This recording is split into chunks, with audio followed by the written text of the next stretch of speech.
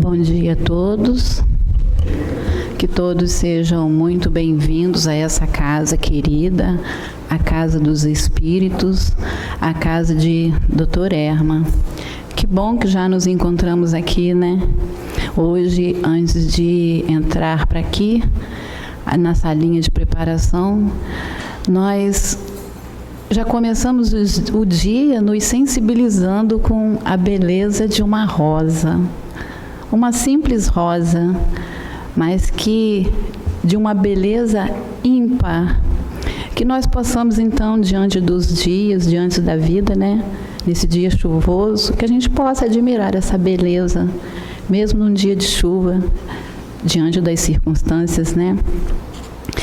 E fazendo a leitura do dia de hoje, meditando sobre a caridade. Mas antes de mais nada, a gente pede que possamos desligar os celulares, para que a gente possa aproveitar melhor o acolhimento do dia de hoje. É uma mensagem de Antônio de Aquino. E se inicia assim: assim, meus irmãos, quero dizer a todos, na contribuição aos estudos da tarde, tudo que falastes é certo, tudo que dissestes é o adequado. Mas não esqueçais, colocai os vossos corações em tudo quanto fizerdes. Se não colocardes o coração nas atitudes, nos gestos, se não colocardes o coração nas palavras, no entendimento, nunca conseguireis levar adiante a tarefa da caridade. Pois que Carita, quando nos fala acima de tudo, nos diz como ele era. Assim, conservai no coração a vontade plena de servir, com uma necessidade interior. Agora, deixai-me dirigir-me a todos os que aqui presentes, a ti, meu irmão, aqueles que aqui estão. Digo, nas mãos todos tendes um tesouro, nas mãos todos tendes um potencial enorme. Não há como dizer a cada um o que fazer, assim como dizer a cada um: criai oportunidades, criai condições de trabalho. Nunca temais pelas dificuldades, elas fazem parte da espécie humana. Não desestimuleis o sentimento, não desestimuleis o coração, não pareis, e ainda um dia, quando estiverdes velhos, cansados, se quiserdes fazer como eu fiz em minha vida, recolhei-vos e onde estiverdes, ajudai, porque o amor, o sentimento de auxílio partem do nosso desejo íntimo de fazer algo por alguém. Esse é um desejo que deve presidir as vossas vidas. Não há o que dizer a ninguém, nem como agir. Pode-se dizer apenas: age, age, age sempre. Não vos intimideis. As forças das trevas parecem invadir os corações humanos. É o momento de transição. Por mais que haja luta, por mais que haja os movimentos nas trevas contra a luz, não há por que vos intimidardes. Ao contrário, estabelecei no mundo em que viveis os focos do vosso trabalho. Estabelecei perenemente a luz, a caridade. Na vida não há nada que ocorra sem uma causa. Então, a lei de causa e efeito presidindo a vida do homem e o homem com amor colocando misericórdia na lei de causa e efeito. É isto, meus irmãos, o que todos devem fazer. Não vos digo o que fazer, só digo: age de acordo com as circunstâncias. Algum dentre vós tem capacidade de criar o núcleo de ação. A maior parte da caridade é feita de modo individual, mas alguns dentre vós têm a capacidade de criar os núcleos de ação no bem, e isso faz parte da característica dessas almas. Se puderdes caminhar nesses momentos junto aos que lutam, caminhai. Se não puderdes, não caminhais. Não caminheis, mas nunca deixeis de agir. Onde estiverdes, age sempre, sem temor, sempre lembrando que Deus está presente em todos os corações. Que a bondade de Deus esteja com todos e que retornem aos seus lares em paz. É uma mensagem de Antônio de Aquino, do livro Inspirações de Amor Único de Deus. Façamos então a nossa prece. Senhor, mais uma vez nos encontramos aqui nessa casa de socorro, de misericórdia, junto aos espíritos que tanto nos auxiliam, que nos acolhem com tanto carinho. Rogamos a Ti, Senhor, no dia de hoje, misericórdia. Rogamos a Ti entendimento para lidarmos com o nosso próximo, para lidarmos conosco mesmo, nas dificuldades que temos nos sentimentos, no modo de conduzir, nas dificuldades que temos em amar, Senhor.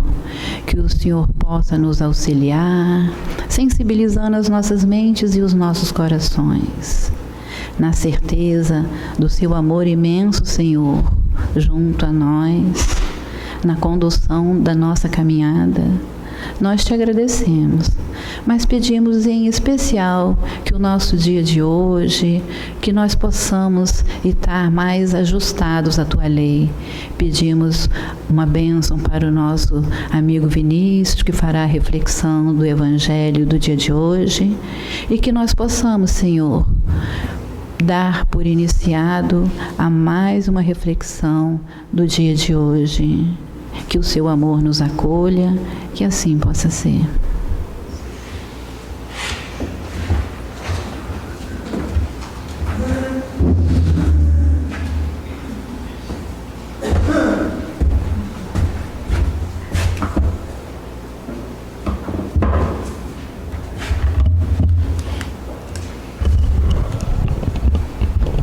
Bom dia, um belo dia, agradável, temperatura amena. Eu sou muito agradecido pela casa que temos, porque ela é muito organizada nos dois planos da vida. E geralmente todas as palestras não são passadas com uma antecedência considerável, para que a gente possa refletir, estudar sobre o tema, para a gente ter uma conversa mais atual, propriamente falando. E aí, quando eu vi que a coordenação da casa me passou a data, o tema e a data, aí eu fui perceber que nós estamos falando do capítulo 13, do item 13, no dia 13. Aí eu pensei, rapaz, Zagalo ia ficar muito feliz se soubesse que eu estou falando, com 13 3 vezes, Então, assim, é meu dia de sorte. Eu pensei assim, é meu dia de sorte, olha que beleza, E como nossa amiga Nilce falou sobre a mensagem de Antônio de Aquino, ela fala muito sobre a caridade, Eu acho muito salutar que quando a gente fala de caridade, a gente lembra da primeira carta de Paulo, do apóstolo Paulo, ou alguns gostam de chamar de São Paulo, aos Coríntios, em que ele fala que por mais que eu fale todas as línguas dos homens e dos anjos, sem a caridade nada sou. Ainda que eu conheça todas as profecias e todos os saberes do mundo, sem a caridade nada sou. Ainda que eu possua toda a fé do mundo, capaz de mover montanhas, sem a caridade nada sou. Ainda que eu dê todos os meus bens aos necessitados da terra e queime meu corpo numa fogueira, sem a caridade nada sou. A caridade é paciente, a caridade nada pede, A caridade não se irrita. A caridade não é injusta. A caridade só busca a verdade. Ela tudo crê, ela tudo sabe e ela nunca acabará. Ele fala mais. Disso tudo existem 3 virtudes: a fé, a esperança e a caridade. E ele considera a caridade a mais importante de todas. Porque ainda que você não tenha fé, porque talvez você não teve o acesso ao conhecimento para construí-la, a caridade é dispensada a qualquer um. E quando eu estava me preparando, na verdade, comecei a estudar foi mais de um mês atrás, eu lembro que aconteceu um evento, eu não sei se vocês lembram, né, porque tem acontecido tanta coisa de janeiro para cá, que houve um ataque a um general iraniano em solo iraquiano, que os americanos assumiram a autoria da ação. Ele veio a morrer, e isso, na verdade, levantou o ódio, a revolta, a consternação, né? Foram vários sentimentos que brotaram naquele momento do povo iraniano e do Estado iraniano, bem como de vários países que são muçulmanos. E eu lembro muito bem que as mensagens que circulavam, inclusive nos veículos de comunicação confiáveis, era de que era iminente uma terceira guerra mundial, porque os iranianos diziam que iam revidar. E aí ficou-se uma tensão muito grande, né? Durante uma semana, alguns dias, enfim. E a gente comentava isso no grupo, né? Pedindo preces, essa coisa toda. E aí eu me lembrei desse livro aqui, Não Será em 2012, que é de Francisco Cândido Xavier, que ele detalha, revela a data limite do velho mundo.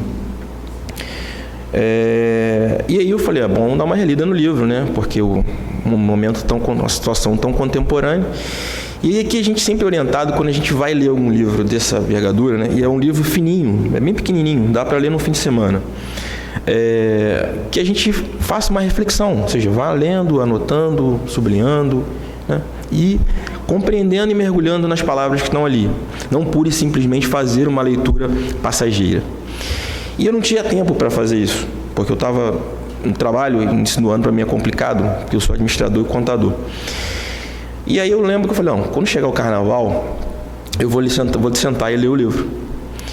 E no carnaval teve esse período assim, né, chuva, né, foi propício até para reflexão, e você lê e tudo mais. E eu comecei a ler o livro no carnaval e li realmente acho que em 2 dias. E aí, quando eu li o livro, eu fui me recordando das coisas que ele falava, e lá traçava o seguinte: o livro se baseia numa mensagem, basicamente é isso, que foi trazida por Emmanuel, junto com Chico, a um grupo religioso que acreditava que o mundo terminaria em 2012, segundo a revelação dos maias. E ele diz que não, que seria em 2019. Mas o que me chamou a atenção para ler o livro novamente é que ali é citado uma reunião, na verdade foram só 3, tá? Que houve com Jesus participando e outros seres, espíritos angelicais, crísticos, né, do sistema, mais ou menos nos anos 30. E ali foi se decidir qual era o destino do planeta Terra. A maior, ou quase a totalidade daquela reunião, daqueles congregados ali, naquele congresso, achavam que o momento da transição da Terra já havia passado. Todas as oportunidades possíveis, porque vários espíritos de alta envergadura vieram contribuir com mensagens importantes. Tomás de Aquino, Santo Agostinho, Francisco de Assis, e por aí vai. Tem uma infinidade que estão, na verdade, na terceira revelação no Evangelho, no Livro dos Espíritos. E eles achavam que ali era o ponto de encerrar. Ou seja, vamos fazer a transição. E aí eu parei para refletir. Se começasse naquele momento que eles queriam, ou logo ali naquele momento, certamente boa parte de nós não teria encarnado mais na Terra. Só que Jesus estava presente e ele, com a sua inteligência suprema, ele argumenta e pede uma moratória a nós. Ou seja, que esse prazo fosse estendido. E aí, os espíritos que estavam naquela reunião, eles ficaram um pouco céticos, né? Pelo que eu já falei. A gente comprovou ao longo da história que a gente sempre se preocupou em guerras sanguinárias, inclusive em nome de Jesus. Mas ele insiste e diz que se em 50 anos a Terra não mudasse, o prazo era esse, haveria transição. Porém, ele colocou algo a mais. Se houvesse uma terceira guerra mundial de fins nucleares entre as potências mundiais mais fortes, ele anteciparia o processo de sair de um mundo de provas e expiações para um mundo de regeneração.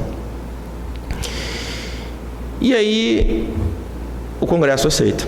Essa mensagem é trazida por Chico Emmanuel em 1938.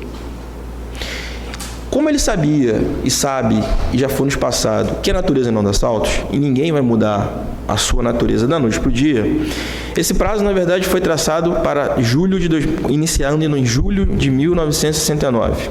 Contando daí, você contaria 50 anos. Contando 50 anos, você cai exatamente em 2019. Não só por isso, eu vejo que esse foi um dos maiores atos de caridade do século XXI, porque um grande espírito, frente a outros grandes espíritos, pede por nós novamente. E não só pede, como nos anos seguintes, começam a vir espíritos com uma outra preparação e com outro olhar de mundo. E a gente fala assim, olha, mas você teve uma grande guerra depois. Sim. Apesar dos esforços do plano espiritual, e isso é muito bem descrito no livro Nosso Lar, a humanidade insistia em guerrear. Ela insistia em lançar bombas. E aí, esses espíritos, eles começam a nascer o quê? Depois da guerra, que é chamado geração Baby Boomer. Eles chegam à juventude mais ou menos nos anos 60, e coincidência ou não, nos anos 60, você começa a ter um movimento, principalmente nos países desenvolvidos, europeus e norte-americanos, de não haver conflito. Os jovens começam a pedir a paz e não a guerra. Se a gente observar documentários que, por exemplo, traçam a Guerra do Vietnã, boa parte da juventude americana protestava contra a guerra.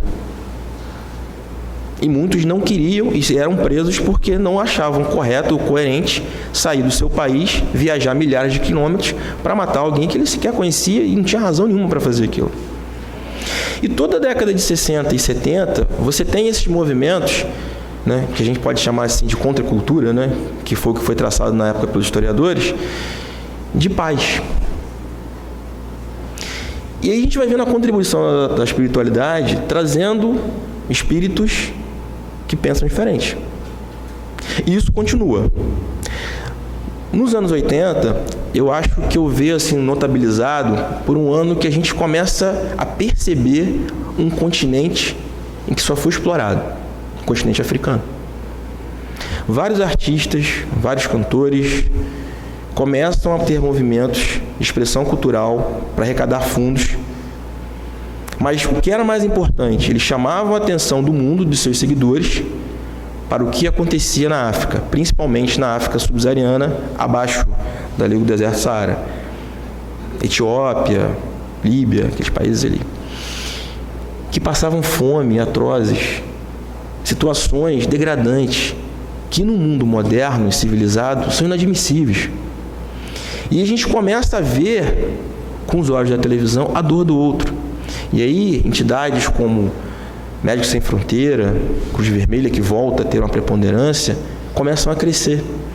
Claro, não estou dizendo que a fome na África ela foi dizimada, não estou dizendo isso. Mas os movimentos em pró a isso, eles começam a brotar. E começa a mudar a mentalidade de nós que não tínhamos esse olhar de caridade para aqueles que estavam distantes.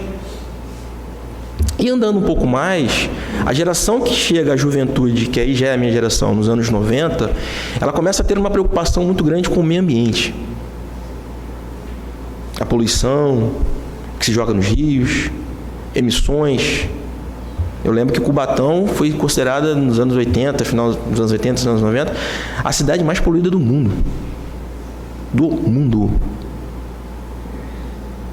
E aí no Brasil acontece uma convenção chamada ECO 92. Não foi a primeira, havia tido uma em 78 na África do Sul, mas que não chamou muita atenção do mundo, as questões eram outras. E essa sociedade, esses jovens, eles militam, lutam, e isso repercute até hoje. Quem é que hoje não tem ou diz contra alguma coisa de ter uma consciência ambiental? Na década seguinte, a gente começa a perceber que, principalmente nos países da América Latina, a gente precisa fazer a inclusão social dos mais pobres. Pessoas que não tinham acesso a um documento. E também a questão da diversidade, de gênero, de raça, a inserção melhor da mulher na sociedade, porque até o ano de 96, 97, a mulher não precisava ter CPF. Ela podia ter o CPF do marido. E a gente começa a perceber que certas coisas não são mais aceitáveis, apesar de elas sempre existirem. Quando a gente chega nos anos, na década que foi agora de 2000, né? Entre 2011 e 2020, que a gente está agora, eu vejo que você tem um surgimento de uma juventude muito ativista, né? Tem uma menina chamada Greta Thunberg, que ela mora na Suécia, e no ano de 2018, entre os dias de 20 de agosto e 9 de setembro, ela faltava às aulas para ir todo dia no Congresso Sueco pedir que a Suécia aderisse e cumprisse as metas de emissão de poluentes. Porque ela presenciou muitas mortes, principalmente de idosos, pelo alto calor que se fez na Europa naquele ano. E o movimento de uma menina de 16 anos toma conta do mundo inteiro. E ela não estava errada, porque se a gente lembrar, quando eu estava lendo o livro e estava percebendo isso, e essas coisas aconteceram de janeiro para cá, o que se queimou pela questão de não pensar no meio ambiente na Austrália é o tamanho do país da Hungria, que foi devastado de meio ambiente. Então chegou-se, a gente começa a analisar por aí que os tempos realmente são chegados.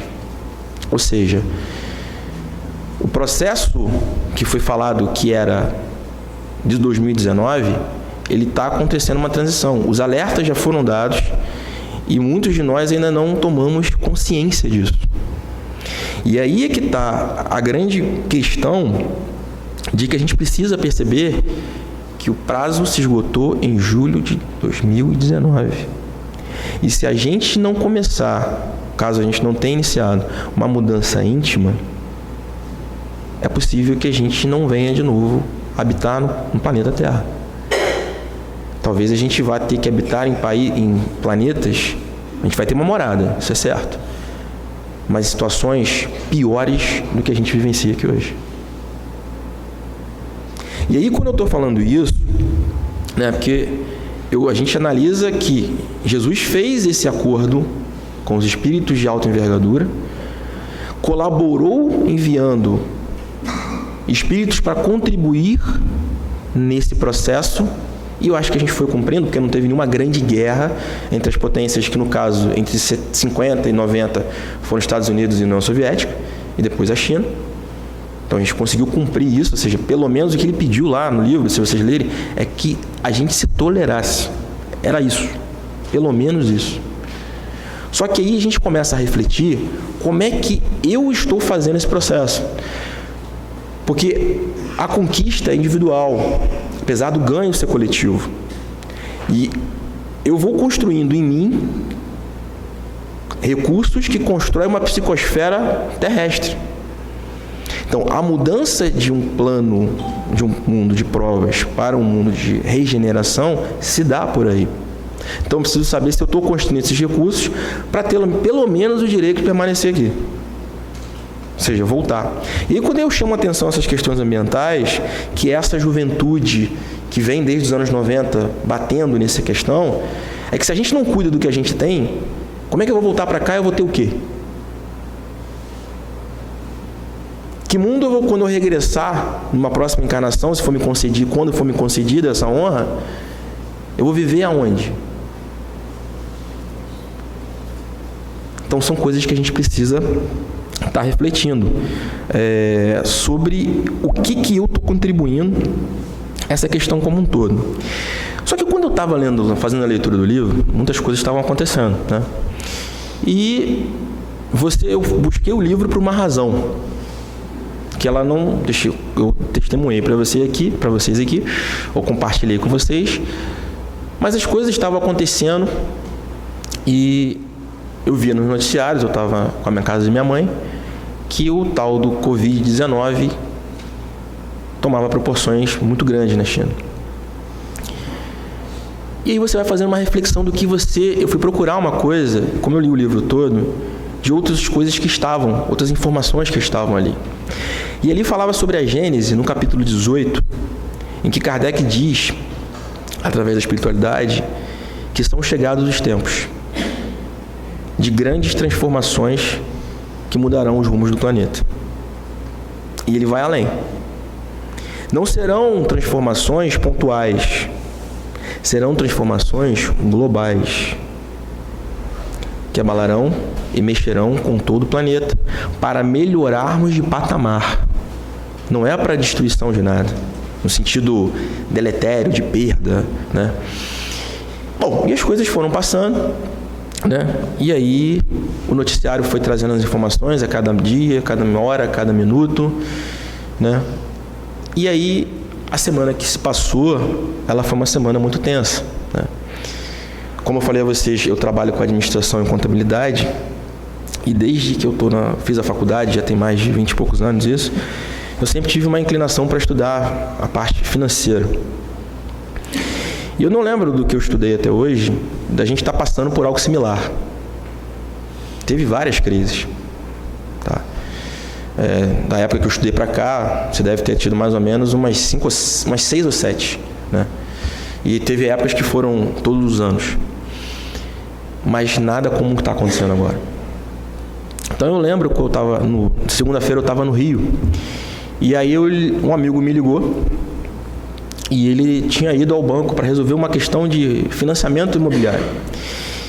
Ele mandou uma mensagem para mim, e ele falou assim, que ele estava assustado, que o banco estava cheio, mas cheio de gente, desesperado, em pânico, porque estava perdendo dinheiro, porque não sabia o que fazer, e não conseguia retirar o dinheiro porque estava preso, não sei o que tinha que esperar tantos dias. E eu guardei aquela informação. Falei, não, essas coisas melhoram, mudam, é o calor do momento, né? No dia seguinte, a coisa recupera um pouco. Algumas pessoas me pediram umas opiniões e tal, eu dei.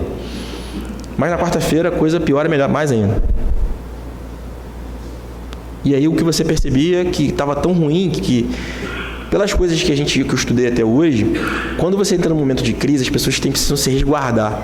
E geralmente elas se resguardam em duas coisas: dólar e ouro. E geralmente o ouro valoriza mais. Mas nesse momento, até o ouro estava desvalorizando. Então você não tinha parâmetro para ver o que estava acontecendo. E aí, na quarta-feira piorou, e a gente achou, não, já chegou num ponto que a coisa não vai piorar tanto, deve agora acalmar, aguardar e tudo mais. Mas alguns líderes mundiais tomaram algumas medidas. Teve uma mulher que disse que medidas no seguinte, de fechar o país, essa coisa toda. E uma líder mundial, que é uma mulher, que até eu admiro muito, né, que é a líder da Alemanha, ela disse, olha, fechar fronteiras não vai resolver o problema. A gente precisa acolher e ajudar as pessoas.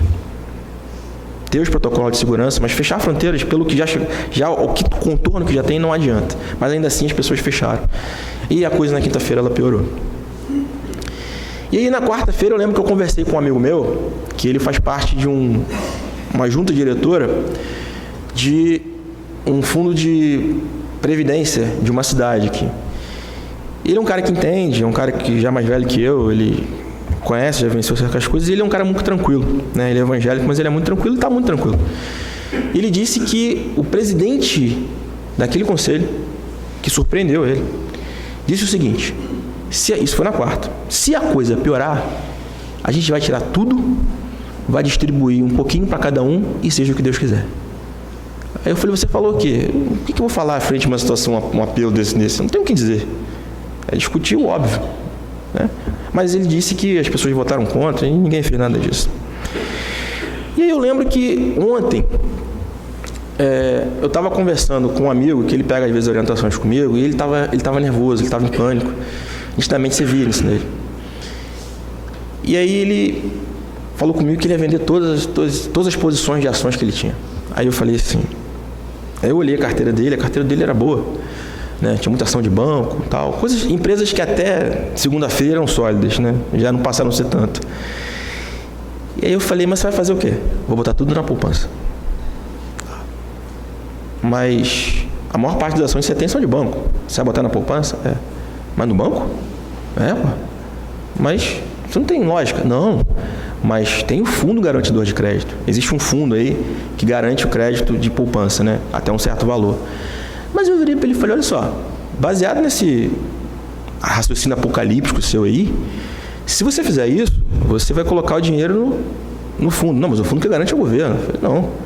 Quem garante o fundo são os bancos. Ah, é? Eu falei, é. Então, se o banco vai quebrar, o que vai adiantar? Aí ele falou, agora eu não sei o que fazer. Eu falei, meu amigo, a questão toda é manter a calma. E qual é a análise que eu fiz disso tudo frente à doutrina espírita? Boa parte dessas pessoas que estavam em pânico, elas depositaram a sua vida em coisas irreais. Nitidamente isso. Num sistema que não dá a resposta que eles achavam que ia dar. E aí você percebe que as pessoas que conduzem a sua vida nesse sentido, ou seja, eu tenho poder, eu tenho status porque eu tenho dinheiro. Eu sou alguém, eu sou alguma coisa porque eu tenho dinheiro.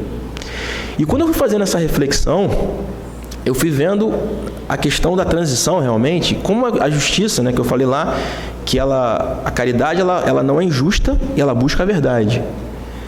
Baseado nisso, o que está acontecendo, seja o que for, ele atinge indistintamente rico, pobre, europeu, sul-americano, asiático. Então, nessa hora, todos são iguais. E aí, eu vi nisso, que eu também estou lendo um livro ainda, que eu não sei se ainda tem aqui, Parábolas de Jesus, qualquer coisa vocês podem ver com a Marcele, que é um livro novo que foi editado pelo Haroldo Dutra, em que lá ele tira um trecho de Emmanuel, que ele fala o seguinte: não existe divisão territorial para o templo do Senhor e a oficina do trabalho no bem. Qualquer lugar e hora você pode exercer as duas coisas. E aí o que eu entendo que Emmanuel fala isso, que se a gente desenvolve e constrói a fé em nós somos um templo que é capaz de fazer o bem em qualquer lugar. Ou seja, em certos momentos estarmos concentrados e reflexivos sobre a nossa vida, o que precisamos fazer, em outro momento ser obreiros da obra divina. Porque a gente às vezes confunde muito essa questão da caridade, porque não é o que ele está dizendo aqui, com dar dinheiro. Não é necessariamente isso. Até porque tem uma parábola que fala o seguinte, de 2 homens que chegaram aos céus e apresentaram ali os seus tesouros, ou as suas obras. Um era rico, chegou com um saco muito cheio. O outro era muito pobre, chegou com um saco com quase nada e muito rasgado. Só que na hora de botar na balança dos créditos espirituais, aquele que tinha muito pouco, materialmente falando, que tinha dado pouco, tinha um peso muito mais significativo do que aquele que tinha muito. Porque, na verdade, o que a espiritualidade vê não é necessariamente só o ato, é a intenção. Então, a gente precisa construir em nós as boas intenções para dar o melhor do que fomos construídos para ser. E, quando eu estou falando dessa questão, desse trecho, né, e depois que eu refleti essa conversa com esse amigo, e eu refleti isso ontem, eu percebi que a gente está na maior oportunidade nas nossas vidas, assim. Tem quando a gente vai a algum lugar, alguém quer vender alguma coisa, apresenta, olha, essa é a maior oportunidade que você pode ter nos últimos tempos. Tem umas coisas assim. Por que eu estou dizendo isso? Porque dentre tudo que está acontecendo, a gente tem a oportunidade de vivenciar e exercer a nossa fé. Porque muitas das vezes, a gente convida vários parentes, amigos, para vir aqui, para ouvir, para ler, para entender aquilo que a gente já absorveu. E nesse momento em que a maior parte está no pânico, a gente pode passar para eles o que é a verdade. E no fim da conversa com esse amigo, porque eu estava vendo que ele estava naquele pânico, que tudo que eu falava não adiantava, eu virei para ele e falei assim, vamos pensar de uma forma científica. Pensa o seguinte, pelo que você está falando, vai acabar tudo, não é isso? Eu falei, pode ser. Bom, então se vai acabar tudo materialmente falando, você acredita na sobrevivência do espírito frente à matéria? Aí ele falou assim, acredito. Bom, se você acredita nisso e vai acabar tudo na matéria, cuida do espírito, meu amigo. Investe naquilo que você sabe que tem retorno, que vai te edificar. E isso trouxe para mim, e eu acho que traz para todos nós, uma certeza de que nada disso está fora de controle. Tudo está no seu lugar. Tudo está controlado, devidamente amparado pela espiritualidade superior. Eu não tenho nenhuma dúvida disso. Nenhuma dúvida. E assim, para a gente concluir, a gente vai passar por alguns dias ainda que a gente vai receber muitas informações de todos os lugares. A gente precisa também analisar o que a gente recebe e se o que a gente recebe, se a gente deve ou não passar. Porque aquilo pode, talvez a gente tenha condições de analisar que aquilo não é bom, mas tem pessoas que não vão ter. E aí, eu me lembro muito bem da questão do Salmo 23, que eu acho que nesses momentos em que a gente passa por tribulações, eu acho que a gente pode se fixar em duas passagens. O Senhor é meu pastor, nada me faltará. Ainda que eu ande pelo vale da sombra da morte, sei que o Senhor está comigo, e nenhum mal me acorretará, porque sua vara e o seu cajado são meu consolo.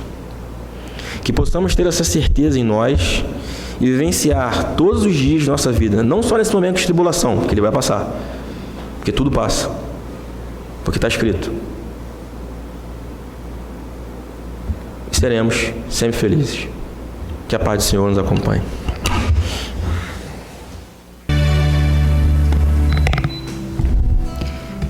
E assim, Mestre Jesus, envolvidos na gratidão de agora, pelos seus rastros deixados através do teu Evangelho de luz, que ilumina os nossos passos, os nossos caminhos, que nos conduz para a vida verdadeira, a vida do Espírito, Senhor. Por isso, tu dissestes: não turbe o vosso coração, crede em Deus, crede em mim. Há muitas moradas na casa do meu Pai. Essa mensagem trazendo a reflexão para nós do teu amparo, da tua proteção, mostrando que a vida continua, ela não cessa com o corpo, e assim nos trazendo esperança, fortalecendo as nossas ideias e os nossos pensamentos. Não perturbe o vosso coração com as dificuldades do mundo lá fora. São chegados os tempos em que todas as coisas serão restabelecidas no seu verdadeiro sentido, para dissipar as trevas, envergonhar os orgulhosos e glorificar os justos.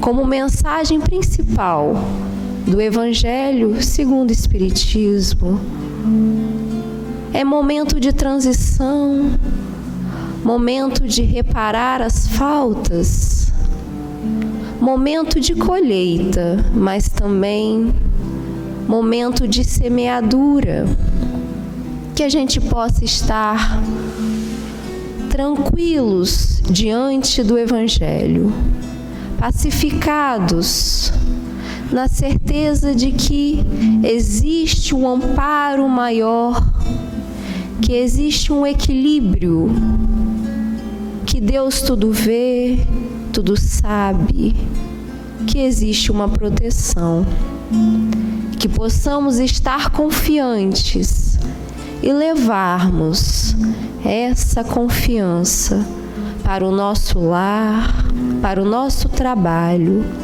onde quer que estejamos, e assim também irmos deixando os rastros de luz, de esperança e de amor. Envolva e acalente todos lá fora que estão nas suas dificuldades maiores, e fique sempre conosco, Jesus. Graças a Deus.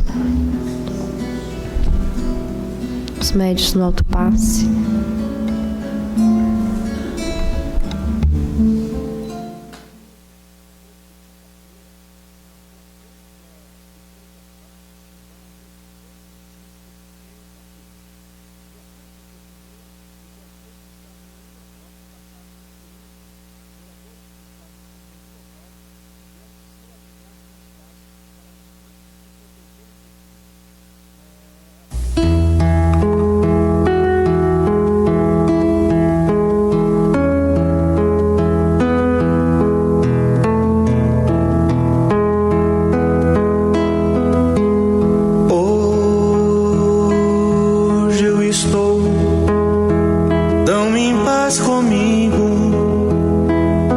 Até e não faz sentido o que eu tenho chorado, o que eu tenho sofrido.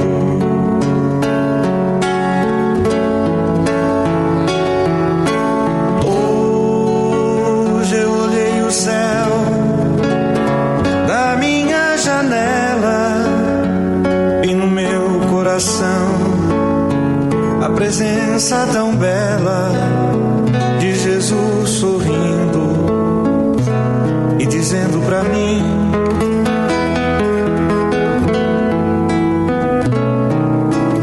vem, deposita em minhas mãos todos os seus problemas.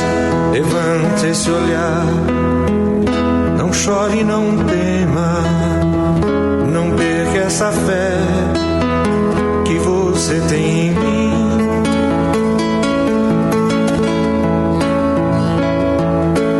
Quem vem a mim se alimenta do pão da vida. Quem segue os meus passos não sente as feridas. Tem a paz que eu dou,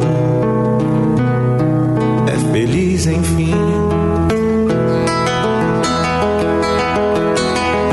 Senhor, perdoai meus pecados, me aceita a seu lado, me deixa tocar o seu manto sagrado, e a graça que eu peço terei na sua luz. Senhor, quem sou eu para que entreis em minha morada? Mais um fio de sua luz numa telha quebrada ilumina uma vida para sempre, Jesus.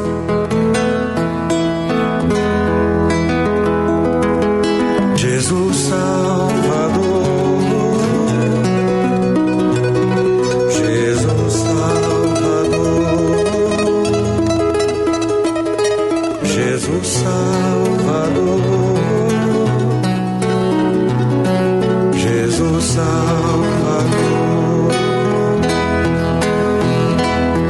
Senhor, consolai os que choram, curai os que sofrem nas ruas, nos guetos, nos becos escuros, na chuva, no frio. sem teto e sem pão.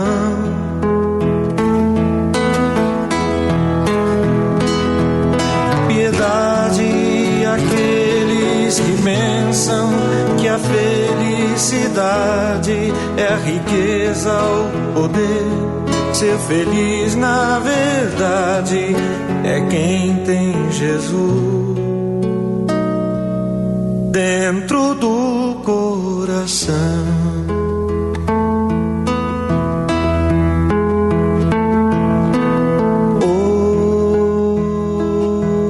Hoje eu estou tão em paz comigo.